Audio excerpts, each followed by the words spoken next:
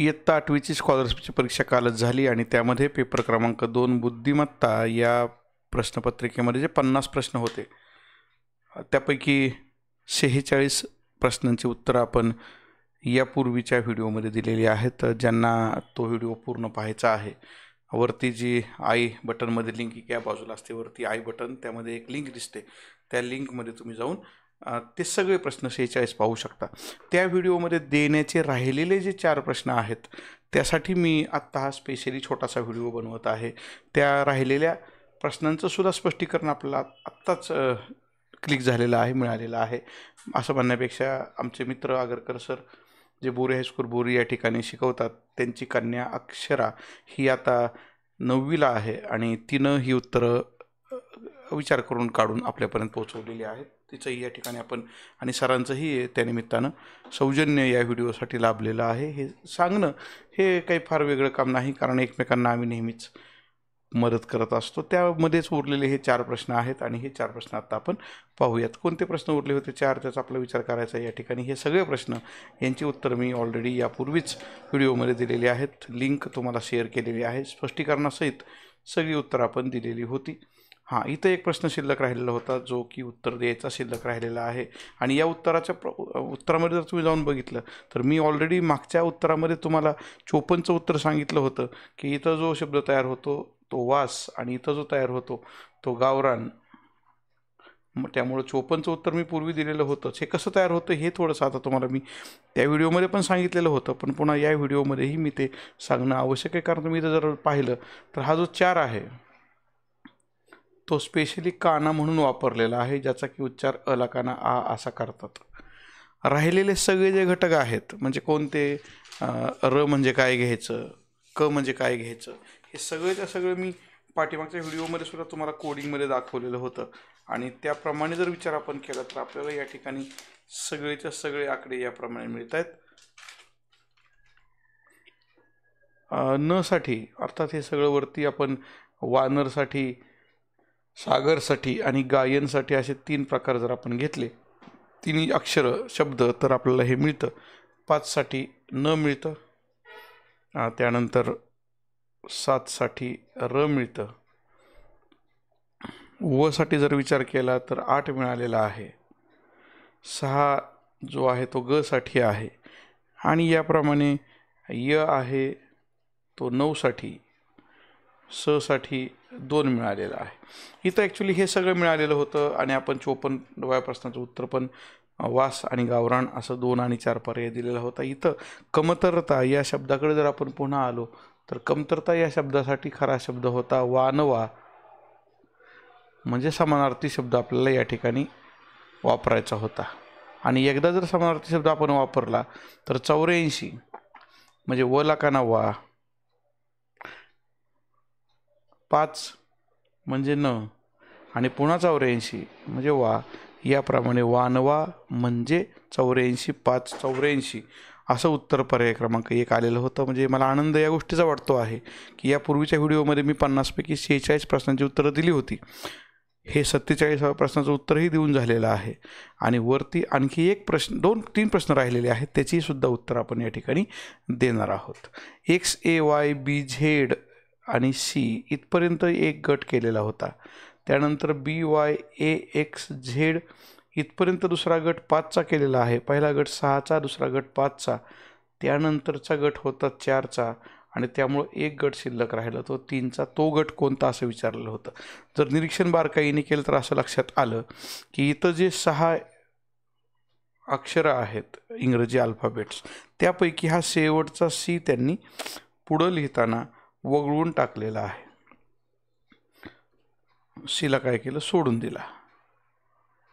तसंच इथं जे 5 आहेत त्यापैकी हा झेड आहे तो पुन्हा वगळून टाकला आहे पुढं जाताना आणि त्याच नियमानुसार हा जो शेवटी एक्स आहे तो वगळला जाणार आहे. शिल्लक काय राहणार आहे मग, शिल्लक राहणार आहेत वाय बी आणि ए. वाय बी ए असे 3 ऑप्शन्स आपल्याकडे शिल्लक आहेत आणि हे शिल्लक असताना सुद्धा आपल्याला त्याच्यामध्ये 2 ठिकाणी वाय बी ए दिसतंय. इथं पहा 2 नंबर पर्यायामध्ये पण दिसतंय आणि 3 नंबर पर्यायामध्ये पण दिसतंय. मग आता काय करायचं तर लक्षात घ्या, जो वगळलेला आहे त्याच्या शेजारच्यापासून पुढचा भाग सुरू झाला आहे, जो वगळला त्याच्या शेजारच्यापासून पुढचा भाग सुरू झाला. इथं x वगळला म्हणजे बीने सुरुवात व्हावी अशी अपेक्षा होती, BYA, परंतु त्यांनी या ठिकाणी पर्याय क्रमांक 2 आणि 3 हे दोन्हींमध्ये बीने सुरुवात केलेली नाही. मग काय करायचं बरं?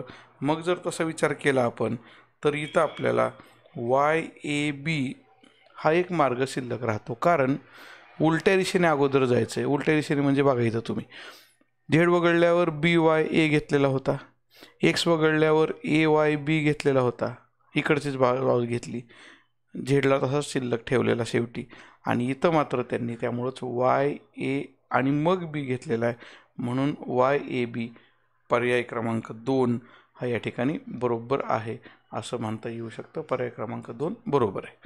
हा प्रश्न ही संपला 50व्या क्रमांकाचा. राहिलेले प्रश्न ज्यांचे सोल्युशन्स मी मागाशी दिलेले नव्हते त्यांच्याबद्दल मी आत्ता बोलतो आहे, तिकडं थोडंसं लक्ष द्या.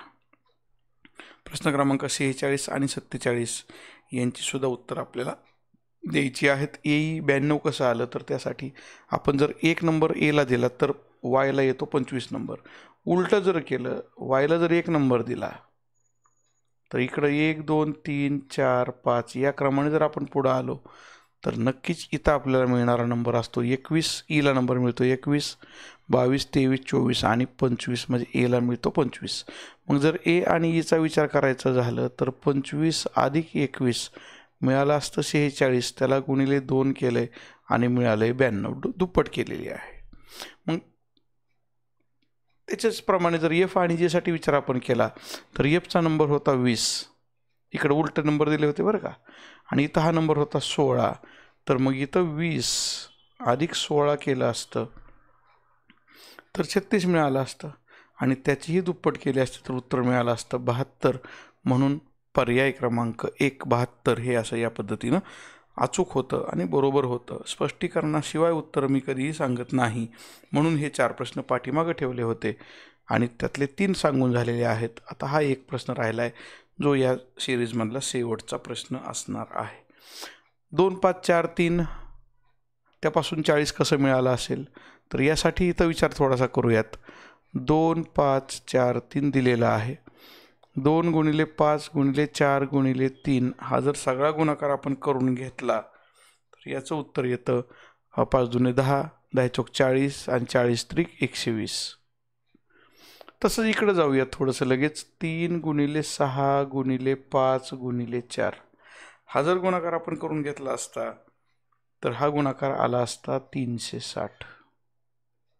आता प्रश्न असा निर्माण झाला की या 120 पासून जर 40 मिळवायचे असतील तर 120ला कितीने भागावं लागेल? 120ला 3ने भागावं लागेल, मग 40 मिळतील. त्याप्रमाणे मग इथं सुद्धा काय केलं आपण, 360ला 3ने भागलं तर उत्तर मिळतं 120, म्हणजे आपल्याला पर्याय क्रमांक 3 120 असा मिळालेला आहे. मग तुम्ही म्हणाला असं कसं काय, मग दुसरा पर्याय कसा काढायचा? तर त्यासाठी आणखी एक मार्ग असा आहे की इथं 3ने भागलंय, इथंही आपण 3नेच भागलं 120 मिळालं. इथं असा विचार केला आपण 120 भागिले 3 म्हणजे 40, परंतु हा जो 3 आहे तो इथून तिथून कुठून आलेला नसून हा शेवटचा जो डिजिट आहे तो इथं आलेला आहे. मग इथं आपण तसंच करू शकतो, 360ला इथला शेवटचा डिजिट किती होता त्याने भागू शकतो. 4ने भागलं, उत्तर किती मिळालं 90, आणि हा 90 पर्याय क्रमांक 4 या ठिकाणी आपल्याला दिसतोय. आणि या पद्धतीनं आपण राहिलेल्या 4ही प्रश्नांची उत्तरं याप्रमाणे समजावून घेतलेली आहेत. बुद्धिमत्तेचे सगळे 50 प्रश्न, गणिताचे सगळे 50 प्रश्न, याप्रमाणे 8वीचे सगळे प्रश्न आपले कव्हर करून स्पष्टीकरणासहित झालेले आहेत. धन्यवाद. सर्व विद्यार्थ्यांनी हे व्हिडिओज इतर विद्यार्थ्यांना शेअर करावेत, म्हणजे त्यांनाही हे स्पष्टीकरण समजेल. आणि भावी आयुष्यामध्ये तुम्ही जेव्हा जेव्हा स्पर्धा परीक्षांचा अभ्यास करणार आहात तेव्हा तेव्हा तुम्हाला हा चॅनल नक्कीच मदतीला आल्याशिवाय राहणार नाही.